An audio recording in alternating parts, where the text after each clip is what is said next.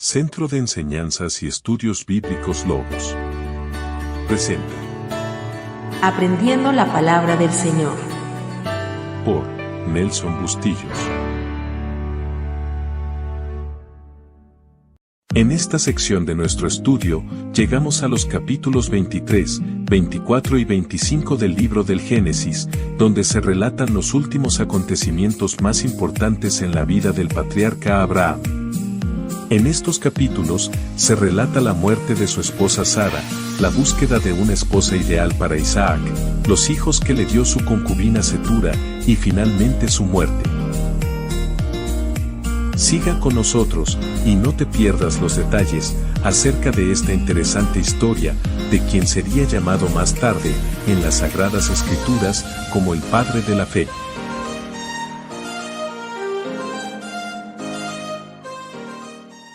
Fue la vida de Sara, 127 años.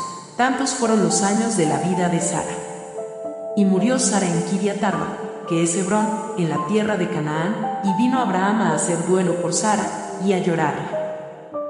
2 años más tarde, de la muerte de Taré, en el año 1861 a.C., muere Sara.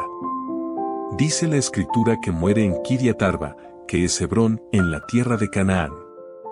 Entonces sucede, que como Abraham no tenía propiedad alguna en esas tierras, tuvo que negociar una parcela para poder enterrar a Sara. Abraham tenía 62 años viviendo como nómada, errante, como extranjero y forastero, en tierras de Canaán. En esos lugares donde llegaba a morar, tenía que pagar algún tributo a la autoridad de la ciudad, y en 2 de los casos, le tocaría entregar a Sara para poder preservar sus vidas.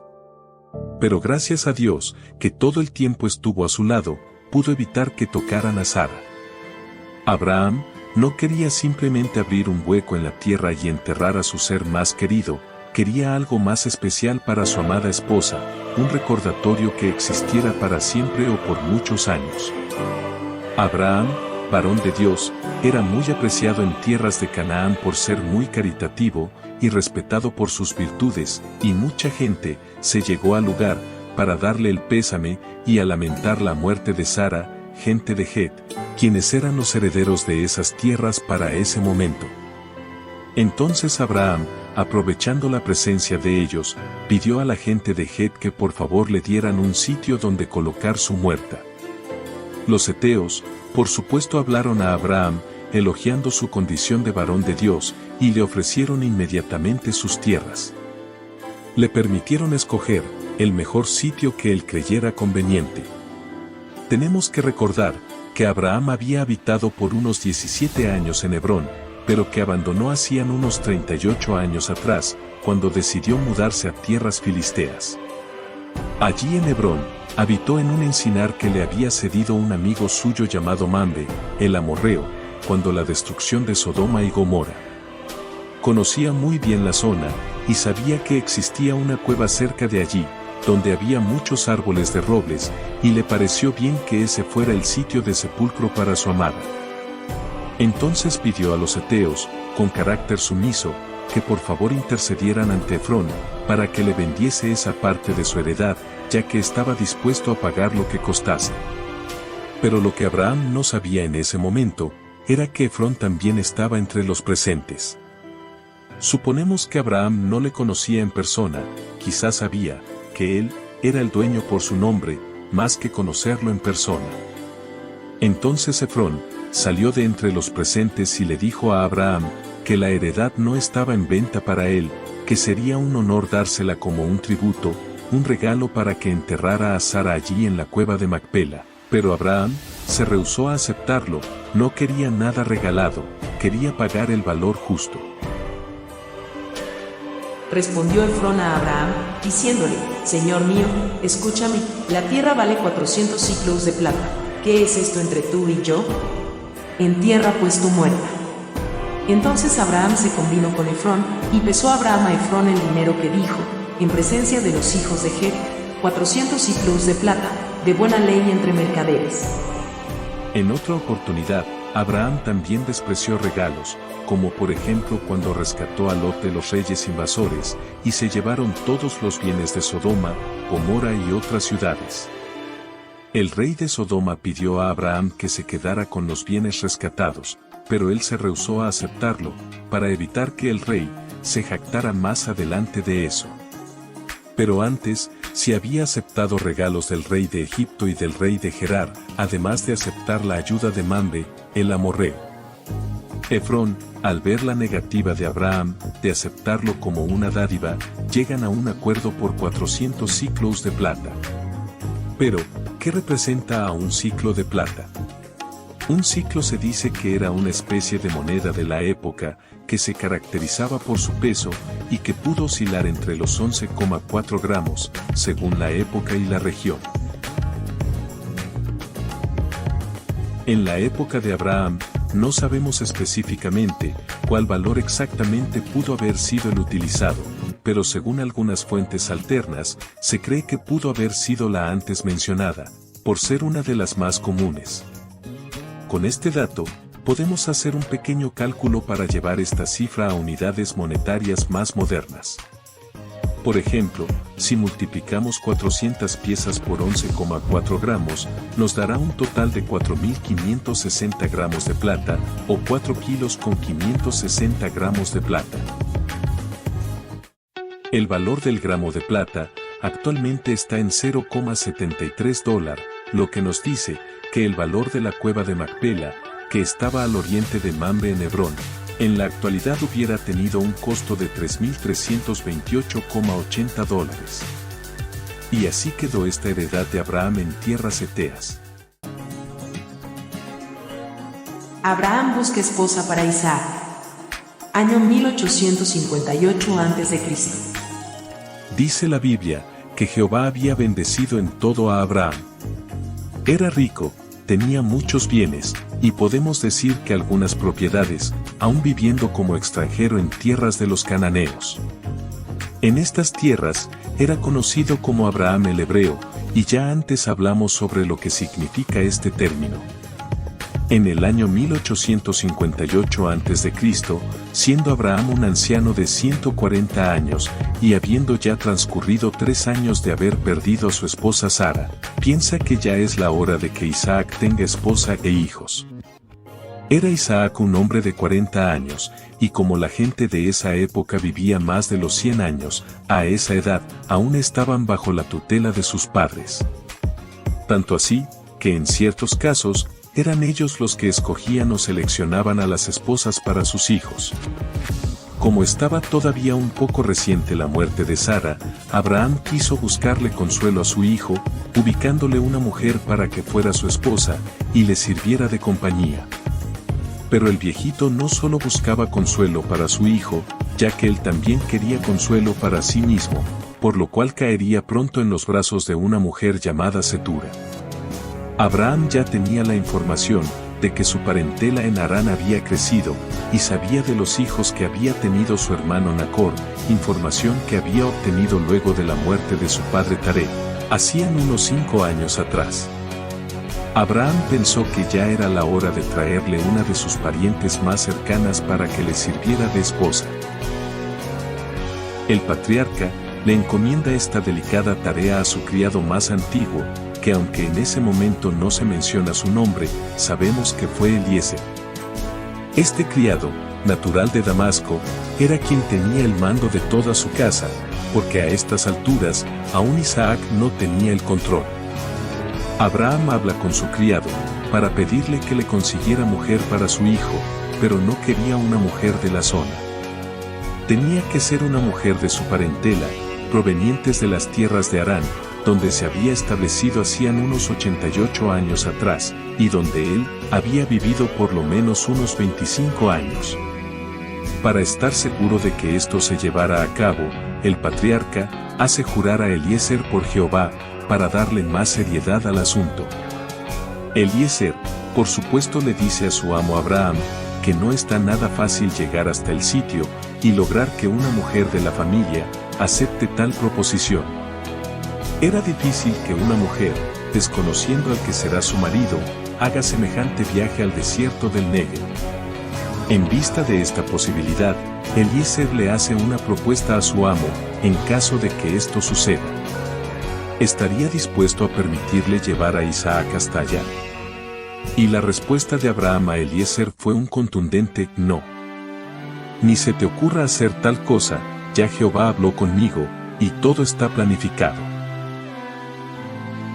A Eliezer no le quedó otra alternativa que hacer todos los preparativos para viajar hasta Harán, pero Abraham, para sellar el compromiso con su criado, le hace jurar por Jehová, de una manera tan extraña, que hasta aquí no habíamos visto en la Escritura.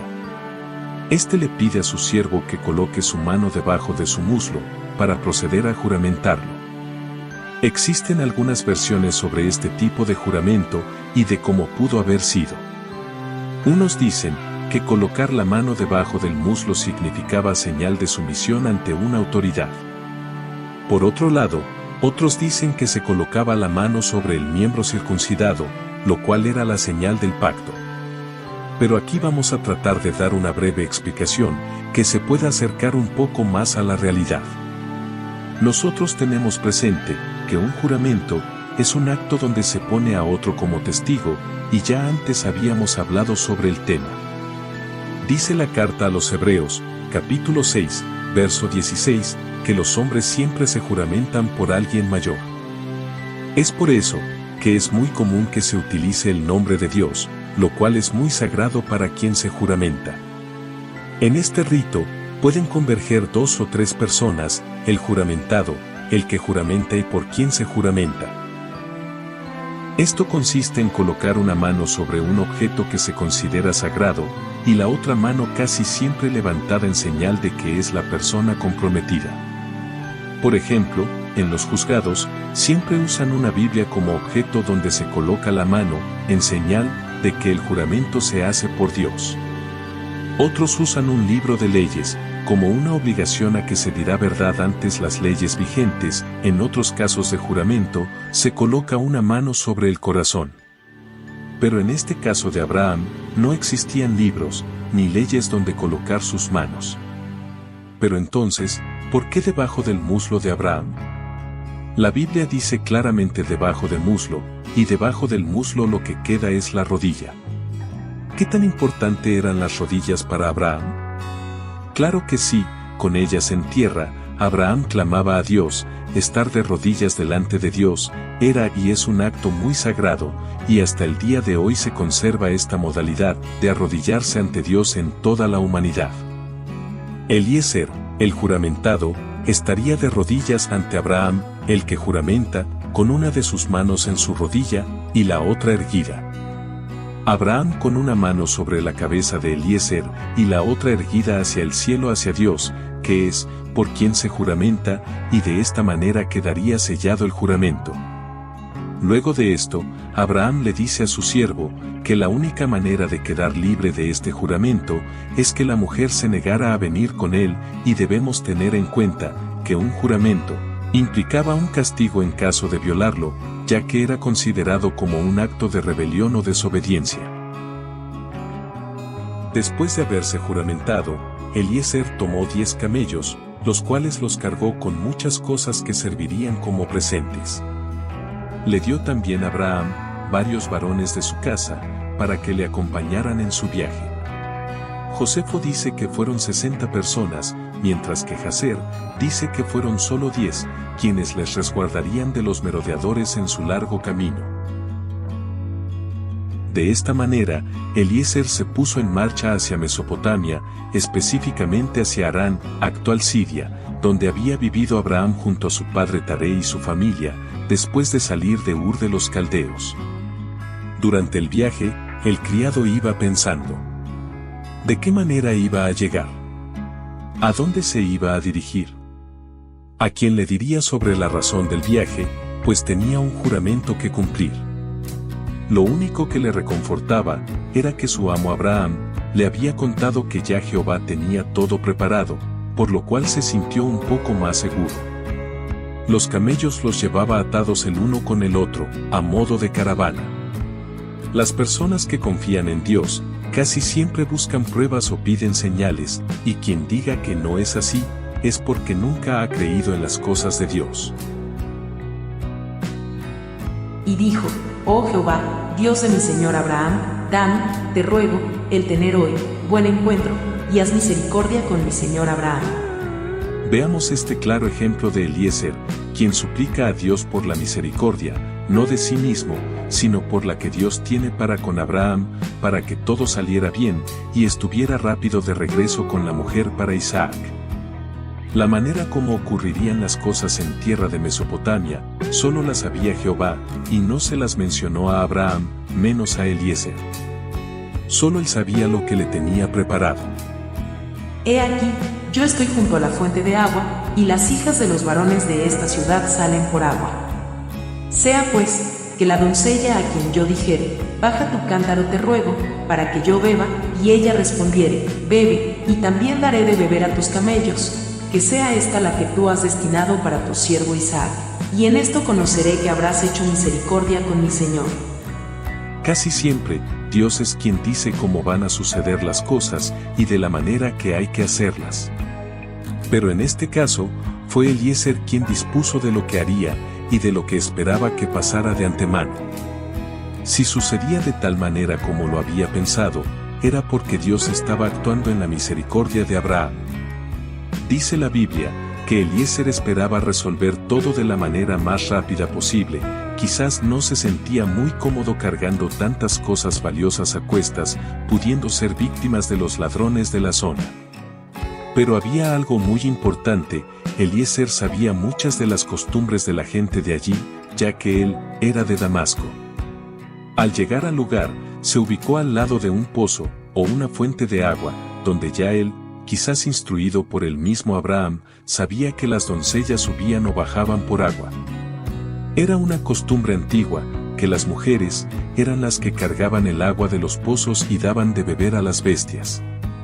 Abraham ya le había dado algunas instrucciones a su siervo acerca de las costumbres de su familia y el sitio específico donde debía llegar. Recordemos que cuando Abraham deja su parentela para irse a tierras de Canaán, había habitado allí por 25 años, y no había olvidado las costumbres de la familia, ni donde estaban ubicadas sus propiedades. Eliezer, una vez en el pozo, hizo arrodillar a sus camellos, y esperó, y se dijo a sí mismo: si alguna doncella llegara, y yo le pidiere de beber, y me ofreciese a mí, a mis compañeros y a mis camellos, entonces sabré que esa es la mujer que Jehová ha elegido para Isaac. En la Escritura, no dice que Eliezer hablara de agua para sus compañeros, pero es lógico pensar que también tenía que ofrecerles a ellos, antes que los camellos. Como habíamos mencionado antes, los pozos eran de uso exclusivo para sus dueños, nadie podía tomar de ellos sin sus permisos, y Eliezer sabía que ese pozo era exclusividad de la familia de Taré, padre de Abraham, pero que ahora pertenecía a los hijos de Nacor, hermano de Abraham. Sabía que, quien llegara a sacar agua de ese pozo, tendría que ser de su familia. No había terminado de hablarse a sí mismo, cuando de repente, apareció una doncella. Esta joven, venía con su cántaro a sacar agua del pozo, y él la observaba a la distancia, quizás ella ni se percató de la presencia de este extraño. Bajó su cántaro, llenó, subió, y lo puso sobre su hombro, y se dispuso a volver. Entonces el criado, a toda carrera logró alcanzarla antes de partir, todavía a orillas del pozo. Le suplicó le diera de beber de su cántaro, y la doncella, quizás al principio tuvo algo de temor, al ver que el hombre corría hacia ella. Pero viendo su rostro cansado, tuvo conciencia, y convino en darle de beber de su cántaro. Luego miró un poco más allá, y observó el resto de la caravana, y le dijo al criado que sacaría más agua para su gente y los camellos. Aleluya, esa era la señal del Dios Altísimo que estaba esperando. La doncella comenzó a sacar agua, y a llenar la pileta para que bebieran sus camellos. La pileta era muy común en los pozos, la usaban para que bebieran los animales, era como especie de un aljibe. Eliezer, agradecido por la honorabilidad de aquella doncella llamada Rebeca, le regaló un pendiente de oro, que pesaba medio siclo, y 2 brazaletes que pesaban 10. En este caso, el pendiente de oro pesaría unos 5,5 gramos, y de los 2 brazaletes no se especifica si pesaban 10 ciclos cada uno o entre los dos pesaban 10. Pero 10 ciclos equivalen a 110 gramos, quiere decir entonces que lo más probable es que ese peso se correspondía con los 2 brazaletes, cada uno de 55 gramos. Y dijo, ¿de quién eres hija? Te ruego que me digas, ¿hay en casa de tu padre lugar donde posemos? Y ella respondió, soy hija de Betuel, hijo de Milca, el cual ella dio a luz a Nacor. Eliezer, para estar seguro de que la doncella pertenecía a la familia de su amo Abraham, le hace este tipo de preguntas, y al escuchar las respuestas, se alegró mucho en su corazón, ya que, según estas palabras, Abraham venía siendo el tío abuelo de Rebeca. Esto era un claro indicio de que hasta ahora todo iba saliendo bien, ya que la primera fase se había cumplido, lo cual consistía en que ella tenía que ofrecerle agua para sus animales sin pedírselo. La segunda señal consistía en que ella fuera familia directa de Abraham, y solo faltaba una prueba más, y era que se fuera con él, sin hacerle muchas preguntas. Luego el criado pregunta a Rebeca si habría algún lugar en su casa para reposar, a lo cual le responde que sí, y que además había mucho forraje o comida para sus animales. Luego de estas cosas, el criado, viendo las maravillas que Dios había hecho de su viaje, se inclinó y adoró a Dios. Rebeca se fue aligeradamente a la casa de su padre, para contar todo lo sucedido, mientras que Eliezer se había quedado en el pozo, esperando respuesta por parte de la familia. Ella tenía un hermano llamado Labán, este sería su hermano mayor, y era como un protector para ella. Betuel, quien fuera el padre de ambos hermanos, no tiene ningún papel protagónico en esta historia, por lo cual muchos sugieren que había muerto. El escritor Flavio Josefo, en su libro de Antigüedades Judías, dice que Betuel estaba muerto para ese tiempo, pero esto es falso, ya que la escritura canónica demuestra que estaba vivo, en Génesis 24:50. Labán, una vez que escuchó lo que contaba su hermana a su madre, viendo los regalos que éste le había hecho, se preguntaría, ¿estos regalos tan valiosos, tan solo por un poco de agua? Rebeca había contado que el hombre necesitaba donde quedarse, y que además no andaba solo, cargaba camellos y varios varones con él. Labán preparó todo para su estadía, y dejó aguardando a Rebeca en casa, mientras él se dirigió al pozo. Una vez llegado al sitio, Labán se encontró con Eliezer, acompañado de sus varones, y sus camellos cargados y aún atados. Y le dijo, ven, bendito de Jehová, ¿por qué estás fuera? He preparado la casa y el lugar para los camellos. La Biblia no dice que Labán haya interrogado al criado en el pozo, solo le dijo que en casa le estaban aguardando para darle alojamiento a él y a todos sus acompañantes, y subió con él. Hasta ese momento, Eliezer no ha mencionado el verdadero propósito del viaje, pero una vez instalado en casa de Betuel, es cuando comienza a contar toda la historia. De hecho, estaba tan emocionado por contarla que aún no quiso comer hasta tanto no hablara del propósito de su visita. Entonces, Labán y Betuel respondieron y dijeron, de Jehová ha salido esto, no podemos hablarte malo ni bueno. Como podemos observar en el contexto, Betuel sí estaba vivo, pero no podemos decir lo mismo de Nacor, ya que había muerto ese mismo año. Cuando Eliezer habla sobre el pendiente que le puso a Rebeca en su nariz, se cree que eso significaba una señal de compromiso. Este pendiente, se supone pudo ser como especie de un anillo, y que, en la actualidad, en ciertos países aún se conserva esta tradición, más que todo en la India. Después de contar toda la historia, donde Eliezer revela que viene de parte de Abraham, y que todo estaba preparado por Dios, los presentes se miraron a la cara un poco confundidos, y no sabían qué decir. ¿Se lo creyeron o no se lo creyeron? No podemos certificar el grado de los nexos de esta gente con Dios. Eran familia de Abraham, pero muy poco tuvieron contacto con él, salvo por el velorio de Taré, donde posiblemente los hijos de Nacor hubieran conocido a Abraham. Eliezer tuvo que contar las bendiciones que su amo Abraham había recibido de parte de Jehová y que caminaba con él. Además del juramento que había hecho, pero había quedado claro que Rebeca no estaba obligada a marchar hacia tierras de Canaán. Eliezer dijo que si Rebeca no quería marchar, él tomaría su camino de regreso, pero habiendo cumplido con su promesa de al menos haberlo intentado. A la final, Labán y Betuel llegan a la conclusión de que todo esto sí era de parte de Dios. Rebeca debe ir con el criado, y logrado el acuerdo conjuntamente con la doncella, el criado comienza a sacar los regalos que trajo consigo y que traía cargados en los camellos, y comenzó a repartirlos. Hubo regalos para Rebeca, su madre, de la cual desconocemos su nombre, su padre Betuel, y su hermano mayor Labán. También era costumbre que un padre tenía que pagar por las dotes de la mujer que tomaría como esposa para su hijo. El precio de la dote lo pone la familia de la mujer, pero Abraham envió regalos de sobra, para no tener ningún inconveniente con los padres de la doncella. Labán y su madre piden a Eliezer que por favor espere por 10 días para llevarse a Rebeca. Pero él suplicó que no lo detuvieran mucho más tiempo.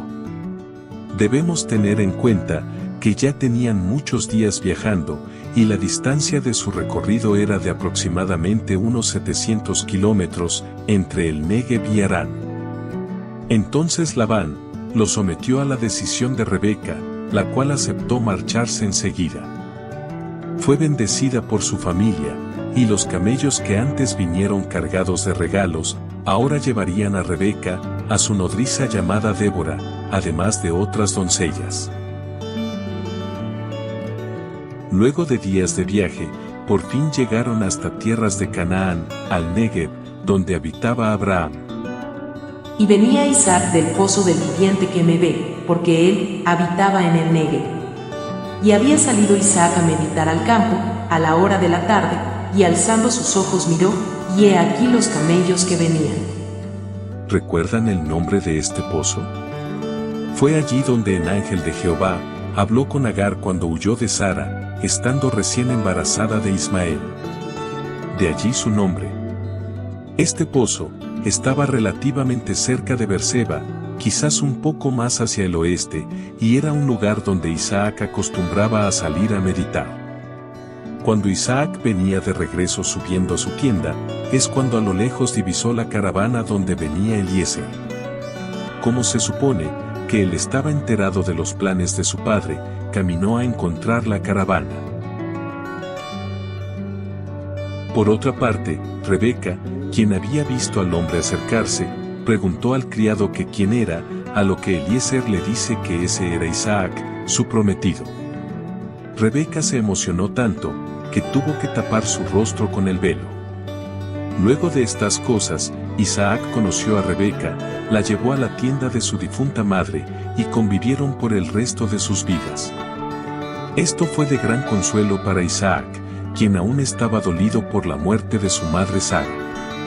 Pero ¿qué hay del consuelo para su padre? Pues el viejito no se quedó muy atrás, y aún estando anciano, no perdió el tiempo para tomar una concubina y hacer una nueva familia. Los descendientes de Abraham y Setura. ¿Quién se iba a imaginar que después de la muerte de Sara, el viejito Abraham tendría otra concubina con quien tendría 6 hijos más? Por supuesto que Agar ya tenía muchos años que se había marchado con Ismael. Estos 6 hijos los tuvo en los últimos 30 años de su vida, con una mujer llamada Setura. Para resumir, Abraham convivió con Sara, aproximadamente un poco más de 100 años, con la cual tuvo un solo hijo, llamado Isaac. Con Agar, también tuvo uno solo, llamado Ismael, producto de una negociación. Y por último, con Setura, de quien nunca habíamos oído hablar hasta ahora, y que según la tradición era cananea, Abraham tuvo 6 hijos más, estando ya en edad avanzada.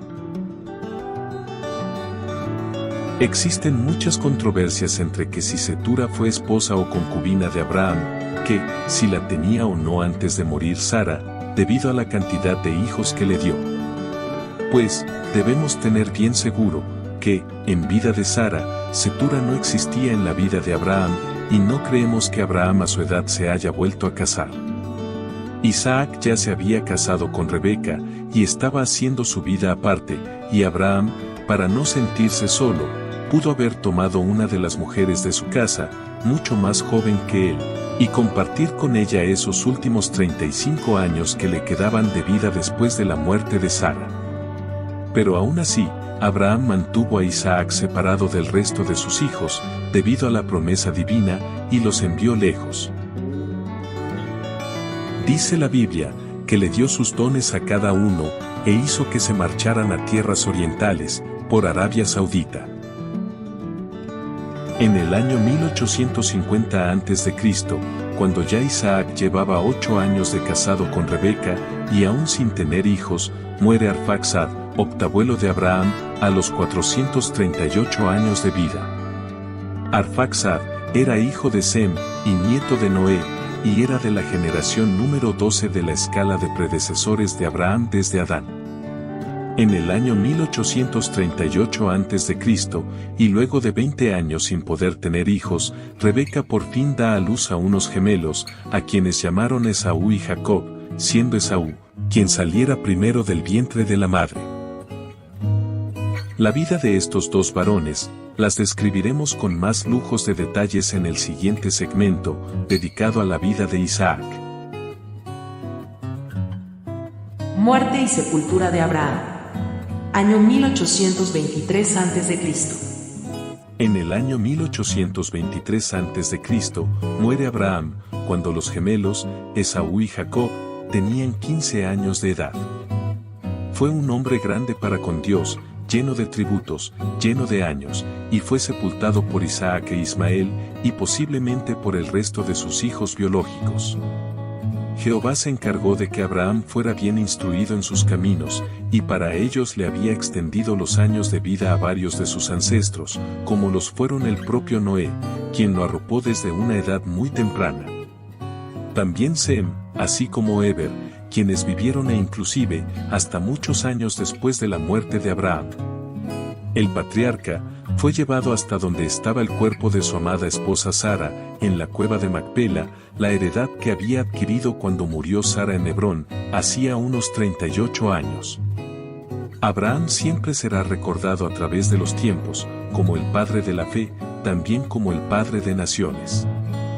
Ahora todo queda en manos de su hijo Isaac, quien ya contaba con 75 años, la misma edad con la que contaba su padre cuando llegó a las tierras cananeas. De Eliezer, el criado de Abraham, no se supo más nada. Debió haber muerto antes que Abraham. Después de estas cosas, cada quien regresó a su sitio. Isaac al Negev por Berseba, Ismael a sus tierras en Ávila, y el resto de los hijos de Abraham hacia Arabia Saudita. Abraham fue la generación número 20, en la escala de sucesiones desde Adán.